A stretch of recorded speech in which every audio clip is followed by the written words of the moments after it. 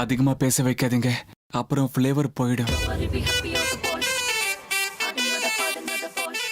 இந்த தருணத்துக்காக காத்துக்கிட்டு இருந்தோமோ, அந்த நாள் அந்த தருணம் நம்ம கண்ணு முன்னாடி இருந்த போது கைக்கு எட்டினது வாய்க்கு எட்டாம ஏன் பண்ணிட்ட அமிர்தா? அப்பேற்பட்ட அந்த நாகமணி அந்த சிவலிங்கத்துக்குள்ள அடங்கி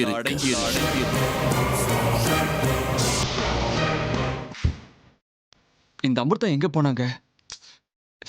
இன்னும் எவ்வளவு நேரம் காக்க வைக்க போறாங்களோ? சீக்கிரம் வாங்க.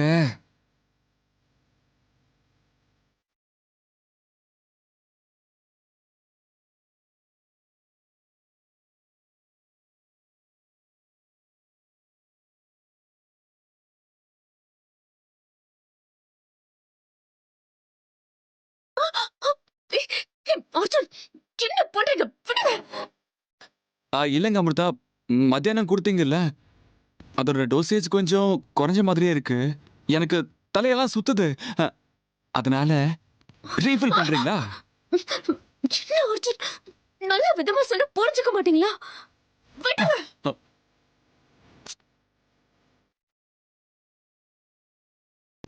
இல்லங்க, இன்னைக்கு நீங்க என்ன சொன்னாலும் என்ன திட்டினாலும் என் மண்டையில சுத்தமா ஏறவே ஏறாதுங்க.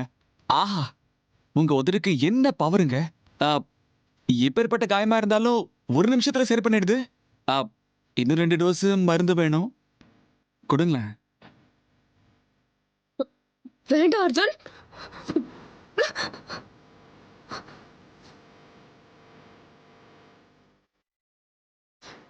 திரும்ப திரும்ப நான் சொன்னதையே சொல்லிட்டு இருக்கணும்னு ஆசைப்படுறீங்களா? எனக்கு இதெல்லாம் சுத்தமா பிடிக்காதுன்னு உங்களுக்கு தெரியும்ல.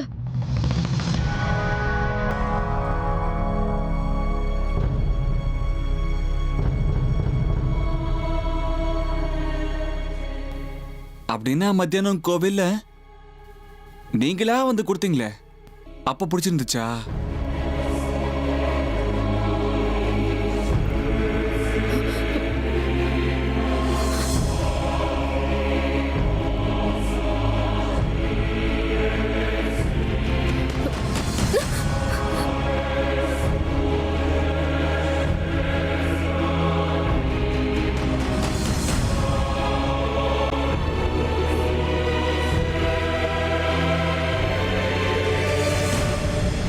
நீ என்ன சொல்ற உத்பாலகா? மறுபடியும் சொல்லு. ஆமா, அந்த சிவலிங்கத்துக்குள்ள அடங்கியிருக்கிற அந்த அபூர்வமான சக்தி வேற ஏதோ இல்ல. அது அந்த பரமேஸ்வரனுடைய ஆசிகளை பெற்ற சாட்சாத் நாகமணியே தான். இதுதான் அந்த சிவலிங்கத்துக்குள்ள இருக்கிற சக்தியுடைய மகா ரகசியம். உத்பாலகா, என்னால என் காதையே நம்ப முடியலையே. என்ன நாகமணியா? நம்ம தட்சக வம்சத்துல இத்தனை வருஷமா தேடிட்டு இருக்கிற நாகமணி அந்த வீட்டுல தான் இருக்கா? அதுவும் அந்த சிவலிங்கத்துக்குள்ளையா? உனக்கு உறுதியா தெரியுமா உத்பாலகா? என்ன ஆச்சு?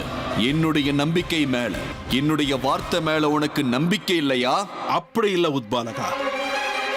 யார்கிட்டையும் தான் இருக்கிற இடத்தோட ரகசியத்தை விட்டு கொடுக்காத அந்த நாகமணி நமக்கு அதோட ரகசியத்தை விட்டு கொடுத்திருக்குன்னா நம்பவே முடியல.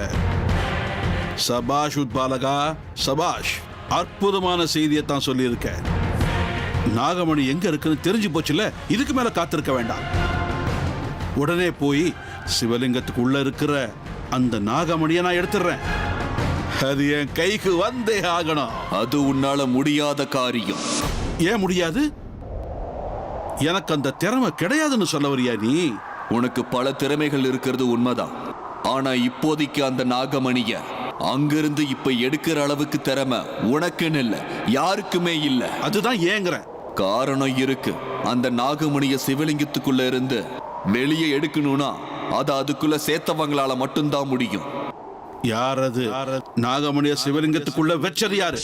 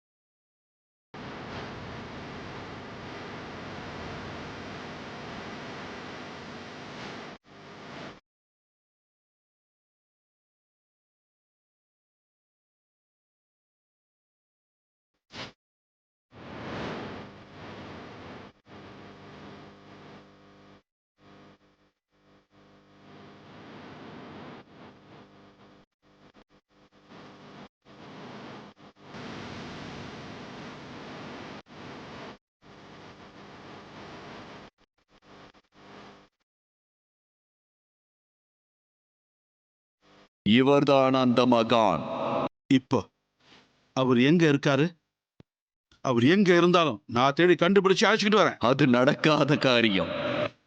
ஏன் சொல்றேன்னா, இந்த சாதுவை ஏற்கனவே ருத்ரா கொன்னுட்டான்.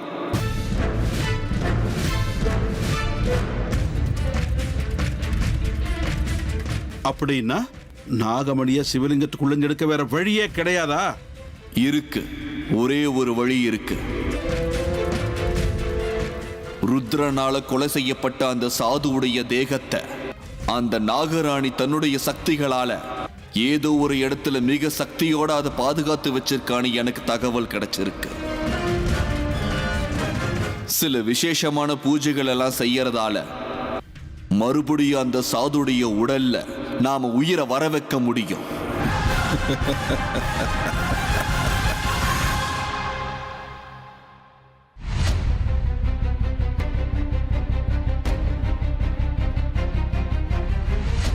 அத்தை, காஃபி கொண்டு வந்திருக்கேன்.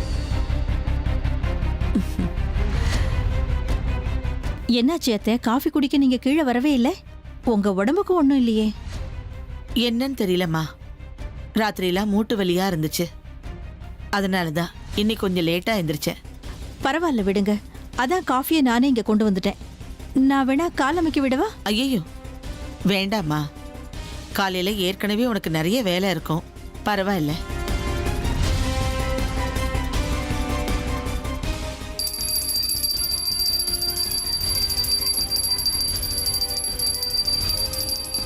என்ன அத்தை இது புதுசா மணி அடிக்கிற சத்தம் கேக்குது?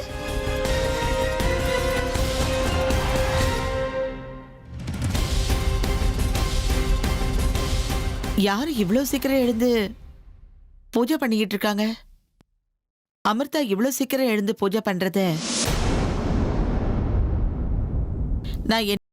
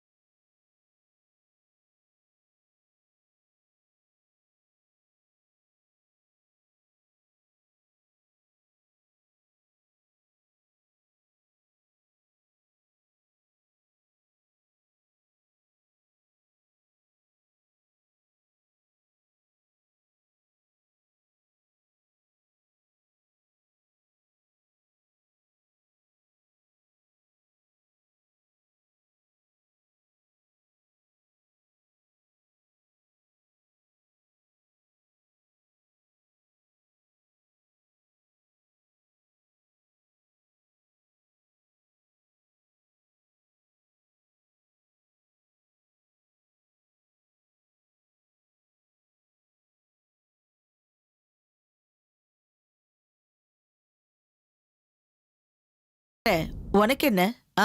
எல்லாத்தையும் வார்த்தைகளால சொல்ல முடியாதுமா, பொறுத்திருந்து பாருங்க. காலம்தான் இதுக்கு சரியான பதில் சொல்லணும்.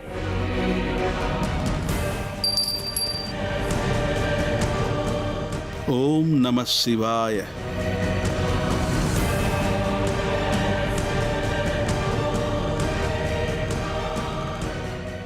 என்னது இது? இவனோட நடவடிக்கை இன்னைக்கு ரொம்ப விசித்திரமா இருக்கே. மறுபடியும் என்ன புது நாடகம் ஆரம்பிச்சிருக்கான்னு தெரியலையே. சிவலிங்கத்துக்குள்ள இருக்கிற நாகமணி ஏன் கைக்கு வரணும்னா, அந்த சிவலிங்கத்தை நான் வெளியே கொண்டு போயே ஆகணும். ஆனா எப்படி? அந்த சிவலிங்கத்தை என்னாலேயோ இல்ல தமயந்தியாலேயோ தொடக்கூட முடியாதுன்னு உறுதியாயிடுச்சு. அதுவும் இல்லாம அந்த சிவலிங்கத்துக்குள்ள இருக்கிற நாகமணியை வெளியே எடுக்கணும்னா அது அந்த சாதுவால மட்டும்தான் முடியும்னு உத்பாலகன் சொல்லிட்டான். ஆனா அந்த சாது உயிரோட இல்லை. அப்படின்னா இப்ப முதல்ல நடக்க வேண்டிய காரியம் என்னன்னா, அந்த சாதுவோட பிரேதத்துக்குள்ள உயிரை எப்படியாவது வர வைக்கணும். ஆனா அது எப்படி பண்றது? அந்த தேகம் எங்க இருக்குன்னு எப்படி கண்டுபிடிக்கிறது? ஏய் சித்தையா, அம்மா கூப்பிட்டீங்களா? ஏதாவது வேலை இருக்கா? போது நிறுத்து. உன் நாடகத்தை நிறுத்துறியா? என்ன சூழ்ச்சி பண்ணிக்கிட்டு இருக்க? மரியாதையா உண்மையை சொல்லிடு. சூழ்ச்சியா?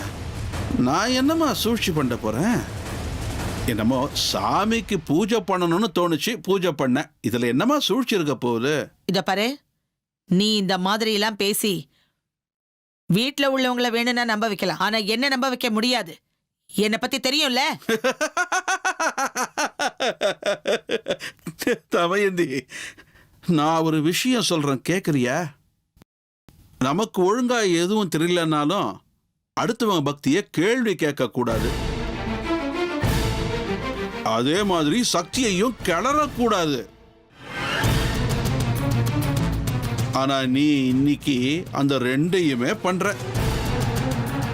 இது உனக்கு நல்லதில்ல. என்ன பயமுறுத்தி பாக்குறியா? இத பாரு, இந்த தமயந்தி மனசு வச்சான்னா எந்த சிவலிங்கத்துக்கு விளக்கேத்தி நீ வேண்டிக்கிட்டு இருக்கியோ அதே சிவலிங்கத்தை இந்த வீட்டை விட்டு வெளியே துரத்த முடியும். உன் ஆசை நிறைவேற முடியாத அளவுக்கு பண்ண முடியும். ஏதாவது நடக்கிற காரியமா பேசு தமயந்தி. சிவலிங்கத்தை தொடப்போன உன்னோட நிலைமை என்னாச்சுங்கிறத நான் கண்ணால பார்த்துட்டேன். ஏய், இந்த திரிவேணி மனசு வச்சான்னா முடியாதது எதுவுமே இல்ல. அந்த சிவலிங்கத்தை வெளியே தூக்கி எறிகிறேன்னு சொன்னல, நீ அதை தூக்கி போடணும். எங்கிட்ட கொடு, நான் பக்தியோட அதை எடுத்துக்கிட்டு போயிடுறேன். முதல்ல அந்த வேலையை செய். அந்த சிவலிங்கத்தை எடுத்து வீட்டை விட்டு வெளியே தூக்கி போடு. அப்பாடா, அது நடந்தா போதும். எனக்கு பார்த்தாவும் வேணாம், நீயும் வேணாம், வேற யாரும் வேணாம். தெய்வத்தோட மதிப்பு என்னன்னு தெரியாத உங்ககிட்ட அந்த சிவலிங்கம் இருந்துதான் என்ன பிரயோஜனம்? அந்த சிவலிங்கம் எனக்கு கிடைச்சாலே போதும். எடுத்துக்கிட்டு போய்கிட்டே இருப்பேன். என்ன சித்தையா, உன் பேச்சு தோரணம் மாறுற மாதிரி இருக்கு. இத்தனை நாளா பார்த்தா இல்லாம இந்த வீட்டை விட்டு போக மாட்டேன்னு சொன்னவன் இன்னைக்கு வேற மாதிரி பேச ஆரம்பிச்சிருக்க. என்ன திடுதிப்புன்னு ஞானோதயமா? எதுக்கு? இதத்தான தமயந்தி அந்த ஆண்டவனோட லீலைன்னு சொல்லுவாங்க. ஆமா, நான் இந்த வீட்டுக்குள்ள வந்தப்போ ஏதேதோ எண்ணங்களோட தான் வந்தேன், இல்லைன்னு சொல்லல. ஆனா உன் வீட்டுக்குள்ள அந்த சிவலிங்கத்தை பார்த்த உடனே அவன் ஒருத்தன் என் கூட இருந்தா போதும், வேற எதுவும் தேவையில்லைங்கிற மனநிலைமை வந்துருச்சு. எனக்கு உன் மேல இன்னும் சந்தேகமா தான் இருக்கு. ஆனா நீயாவே சிவலிங்கத்தை தூக்கிட்டு போறேன்னு இவ்வளவு தூரம் சொல்லும் போது நான் ஏன் வேண்டான்னு சொல்லணும்? என்னை பொறுத்த வரைக்கும் அந்த சிவலிங்கம் இந்த வீட்டுல இருக்கவே கூடாது. உன்னால முடிஞ்சதுன்னா அந்த சிவலிங்கத்தை தூக்கிக்கிட்டு போய்கிட்டே இரு. மொத்தத்துல ஏன் அர்ஜுன் விஷயத்துல நீ தலையிடாம இருந்தாலே போதும். திரும்பவும் ஏதாவது விளையாட முயற்சி பண்ண நல்லா இருக்காது. மறந்துடாத.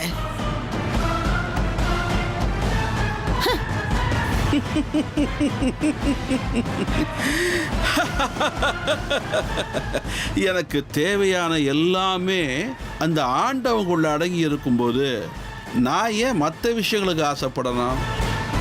தமயந்தி, அதை எப்படி அடையணுங்கிறது எனக்கு நல்லாவே தெரியும்.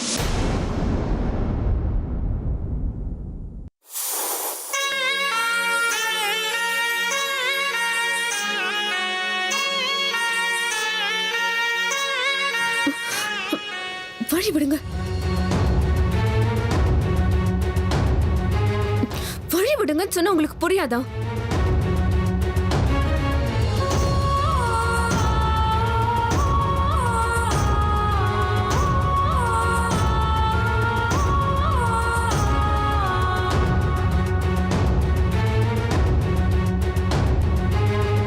இப்ப எதுக்கு அப்படி பாக்குறீங்க? அது தினமும் காலையில எழுந்த உடனே சாமி முகத்தை பார்க்கணும்னு அம்மாவும் பாட்டியும் சொல்லி கொடுத்துருக்காங்க. நான் இப்போ அதான் செஞ்சுக்கிட்டு இருக்கேன். இன்னும் கொஞ்ச நேரம் இங்கே இருங்க, முழுசா தரிசனத்தை முடிச்சுக்கிறேன். இங்க பாருங்க, உங்களுக்கு வேணா செய்யறதுக்கு எந்த வேலையும் இல்லாம இருக்கலாம். ஆனா எனக்கு செய்யறதுக்கு 1008 வேலை காத்துட்டு இருக்கு. இப்ப என்ன வழி விட முடியுமா முடியாதா? முடியாதுன்னா என்னங்க பண்ணுவீங்க? சத்தம் போட்டு வீட்ல எல்லாரையும் கூப்பிடுவேன். ஆ, பாபுனா இப்படின்னு சொல்லிடுங்க. சரி சரி சரி, வழி விடுறேன். ஆனா ஒரு கண்டிஷன். என்ன அது? அதான், எனக்கு அது வேணும். அதுனா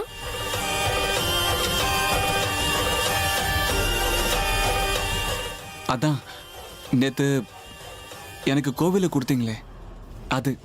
அது ஏதோ சொல்லுவாங்களே, அரண்டவன் கண்ணுக்கு இருண்டதெல்லாம் பேயின்னு. அப்படி இருக்கு. செய்யறதுக்கு வேலை வெட்டி இல்லனா இப்படிதான் தோணுமா? முதல்ல பொறுப்பா இருக்க கத்துக்கோங்க. உங்களை பார்த்துக்கிட்டே இருக்கிறதே எனக்கு ஒரு பெரிய வேலை தாங்க. இப்படி வீட்டுல வெட்டியா உட்காந்துக்கிட்டு எப்பவும் என் பின்னாடியே சுத்திட்டு இருக்கீங்களே, உங்களுக்கு ஒரு மாதிரியா இல்ல? ஆபீஸ் வேலை எல்லாத்தையும் கருணா மாமா மட்டும்தான் பண்ணிட்டு இருக்காரு. அவருக்கு ஹெல்ப் பண்ணணும்னு உங்களுக்கு தோணவே தோணதா? நானும் கல்யாணமான நாள்ல இருந்து பாத்துக்கிட்டு தான் இருக்கேன்.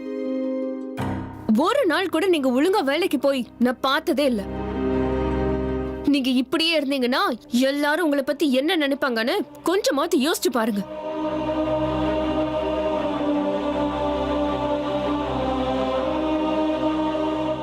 உத்தியோகம் புருஷ லட்சணம்னு சொல்லுவாங்க. ஒரு மனுஷன் ஏதாவது வேலை வெட்டி செஞ்சாதான் அவனுக்கு மதிப்பு.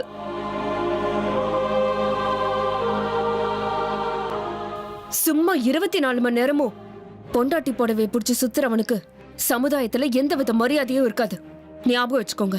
சும்மா சும்மா என் பின்னாடியே சுத்துறத விட்டுட்டு கர்ணா மாமாக்கு ஏதாவது ஹெல்ப் வேணுமான்னு கேட்டு அதை செய்யற வழியா பாருங்க. நான் சொன்னது புரிஞ்சிருக்கோன்னு நம்புறேன். இல்ல உங்க மனசுல என்ன நினைச்சிட்டு இருக்கீங்க?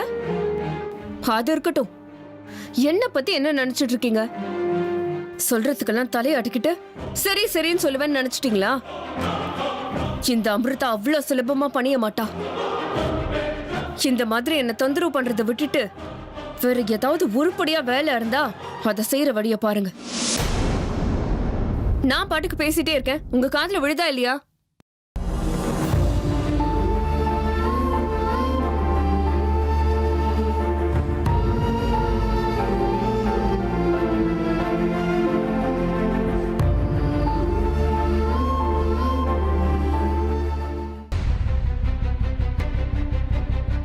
வாங்க வாங்க வாங்க, உங்களுக்காக தான் நான் காத்துக்கிட்டு இருக்கேன். சித்தையா, இது முக்கியமான விஷயம், அவசரமா பேசணும்னு என்ன உடனே வர சொன்ன. அது என்னன்னு சொல்லு. விஷயம் இருக்குதுங்கய்யா. நாளைக்கு என்ன விசேஷம்? நாளைக்கா? நாளைக்கு என்ன விசேஷம்? என்ன என்னையா கேக்குறீங்க? நாளைக்கு அர்ஜுன் தம்பிக்கு பிறந்த நாள்ல, ஞாபகம் இல்லையா? ஹோ, அதா. அதுக்கு என்ன சித்தையா, இப்ப பிறந்த நாள் எல்லா வருஷமும் வரும் போகும், அதுக்கே நீ இவ்வளவு ஆர்வம் காட்டுற? அங்கதானையா விஷயமே இருக்கு. நாளைக்கு பிறந்த நாள் விழாவில் ஒரு விசேஷம் இருக்குது தானே, நானே உங்ககிட்ட பேச வந்திருக்கேன். இத பாரு சித்தையா, சும்மா சுத்தி வளைச்சு பேசிட்டு இருக்க வேண்டாம். நீ என்ன சொல்ல விரும்புறியோ அதை நேரடியா சொல்ல. அப்படி கேளுங்க, சொல்றேன். நாளைக்கு உங்க அம்மா திரிவேணி அம்மா அர்ஜுன் எங்கேயோ வெளியே கூட்டிட்டு போக தீர்மானம் பண்ணிருக்காங்க. அது தெரியுமா உங்களுக்கு? என்ன சொன்ன? அம்மா எதுக்கு அர்ஜுனை வெளியில கூட்டிட்டு போகணும்? அவனை எங்க கூட்டிட்டு போறாங்க? அதெல்லாம் எனக்கு தெரியாதுங்க. மொத்தத்துல வெளியே கூட்டிட்டு போக வேண்டிய ஏற்பாடு எல்லாத்தையும் பண்ணிட்டாங்க, அது மட்டும் உறுதி.